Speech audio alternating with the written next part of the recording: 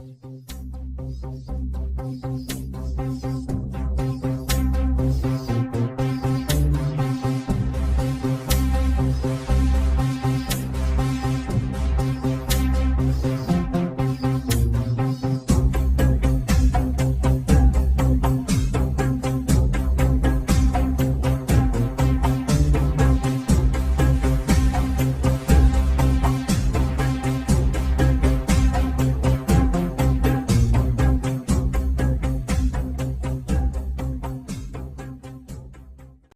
it's September 2024, and this video is inspired by something that people have been concerned about for many years, especially the past several years, and more so the past year or two.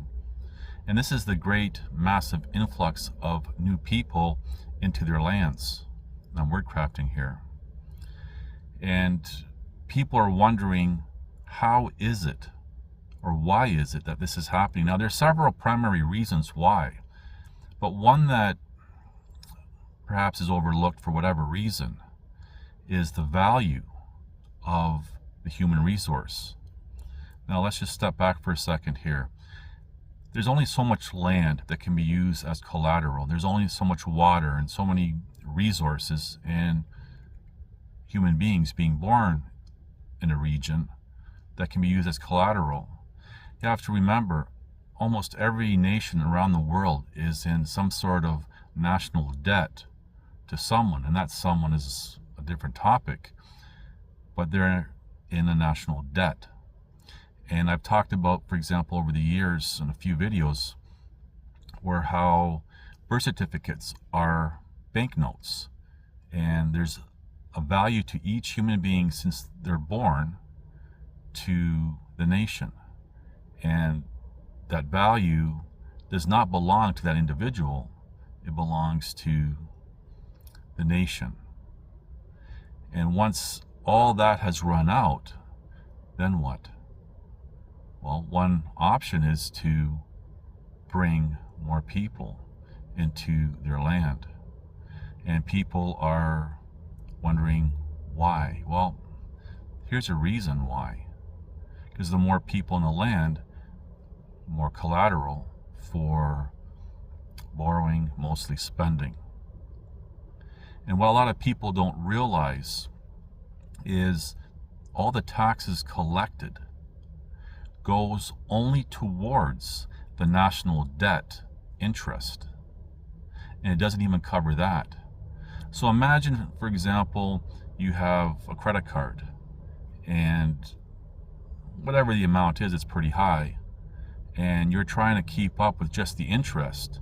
So, for example, you don't get into perceived trouble over it. So you're trying to make payments just on the interest, but the primary amount is still there, and perhaps even growing because you keep using it. You're never going to get out of that.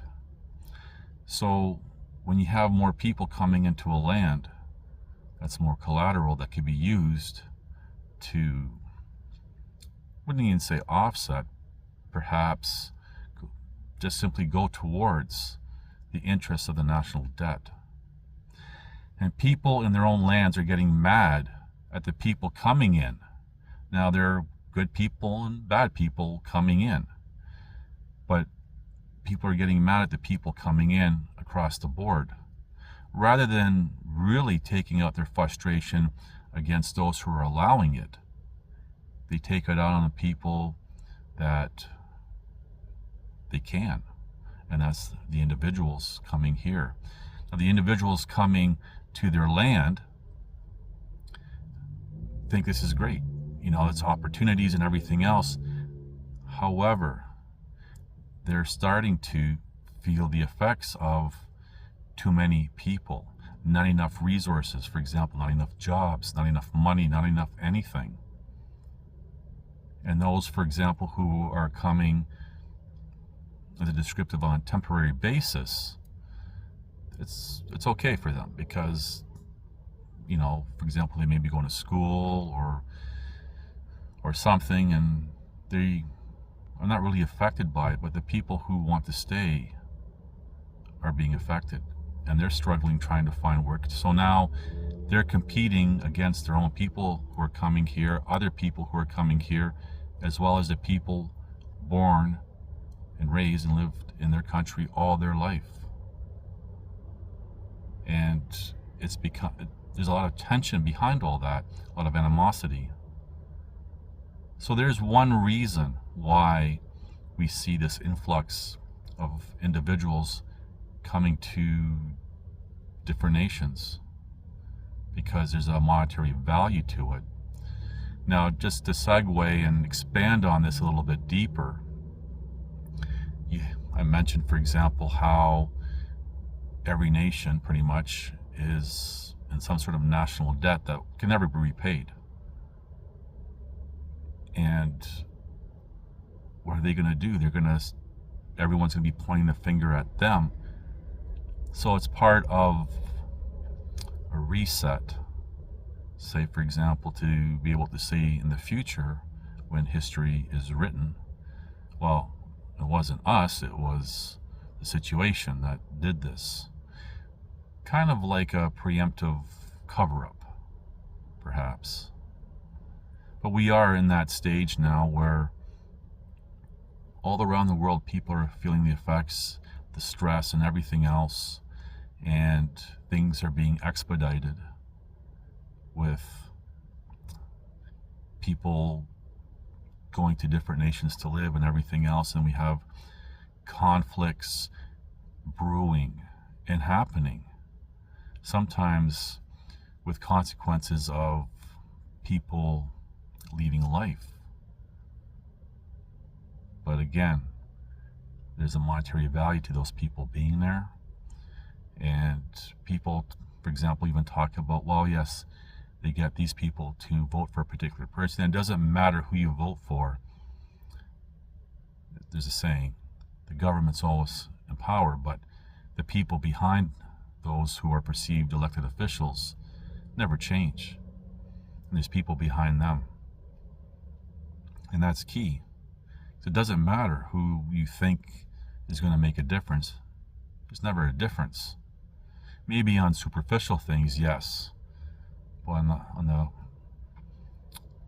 in-depth stuff, no. There's an agenda that's being played out. A prophecy. Now, prophecies are just agendas being made known. This is what's going to happen. And people are supposed to, anyway, prepare accordingly. So there's another example of, as I said, a preemptive cover-up with the demise of this civilization. And I've said repeatedly in videos and comments and replies, we are in the late stage of the last stage of civilization, the age of decadence, again. And we repeat history because history is forgotten, either by chance or design. And what always follows is our demise. And this is where we're at. We're in the late stage right now. And there are many, many signs of the late stage. We can see through known history, what we're told history is anyway, of the different events, different things, different social things that go on. And we're just simply repeating it all. What people are really afraid of is the time before a new equilibrium is established. And that's it in a nutshell. They want to hang on to their perceived luxuries and comforts and what is known to them. They don't want to let that go because the future is unknown. But this is the reality. And all I've ever said over the years is survive. The people who are resisting, or they think they're resisting everything and they want to make change and hang on to everything, they are part of the agenda.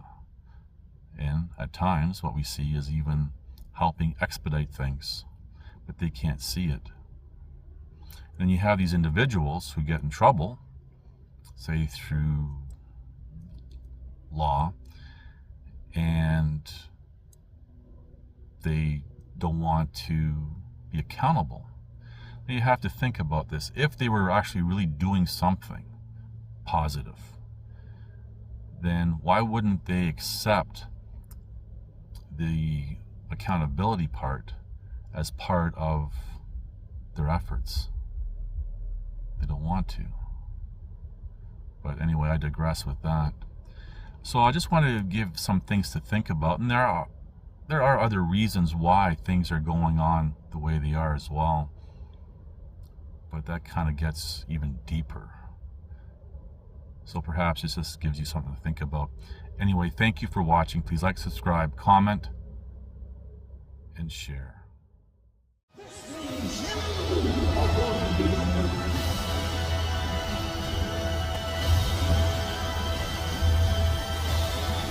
Listen to this and write it down if you can't remember it. You're never going to outgrow warfare. You simply must learn to fight. I hear people say, when is it going to get easier? When you die.